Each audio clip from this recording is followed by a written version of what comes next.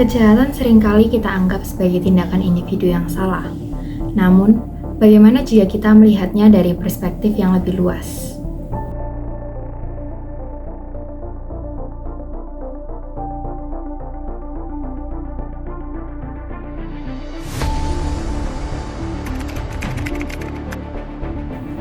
Menurut Theodor Adorno, kejahatan bukan hanya berasal dari sifat buruk individu, tetapi juga merupakan hasil dari struktur sosial dan kekuasaan yang lebih besar.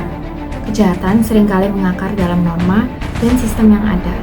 Hal ini mempengaruhi perilaku manusia secara tidak sadar.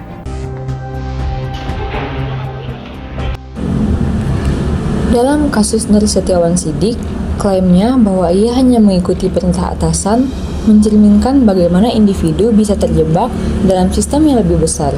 Meskipun tindakannya salah, ia merasa terpaksa oleh struktur sosial dan hierarki kekuasaan yang sejalan dengan pandangan Adorno tentang kejahatan. Kejahatan bisa timbul. Salah satu perilakunya adalah ketaatan buta pada otoritas, di mana orang melakukan kejahatan karena merasa diperintahkan atau karena mereka mengikuti aturan tanpa berpikir kritis. Dalam konteks ini, menjelaskan tentang seorang karyawan yang harus tetap mengikuti perintah atasannya, meskipun perintah tersebut tidak sejalan dengan hati nuraninya.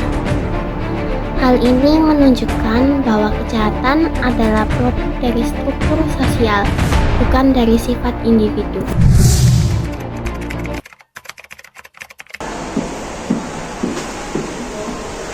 Permisi, Pak. Ya, silakan masuk. Siapa? Iya, silakan.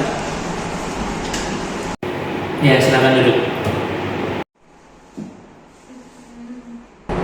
Ada apa ya, Pak, mencari saya? Jadi saya barusan ngecek data keuangan perusahaan dan ternyata pengeluaran terbesar kita itu ada di bahan pembuatan kita ya. Menurut saya ini kelihatannya pengeluaran ini tuh kurang penting. Jadi mungkin kita bisa ganti penggunaan bahan-bahannya itu biar nggak terlalu membebani pengeluaran perusahaan kita.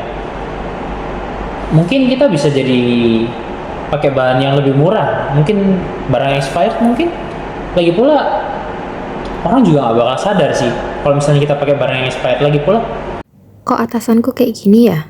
Bingung, gak nurut salah, nurut juga salah.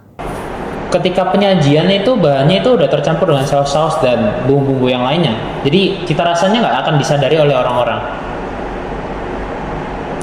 Jadi mulai besok saya mau kamu lakuin apa yang saya omongin saat ini. Tapi Pak, Udah, nggak usah banyak alasan. baik Pak, saya akan melakukan sesuai dengan keinginan Anda. Bagus, kamu boleh keluar sekarang. Makasih Pak. Baik.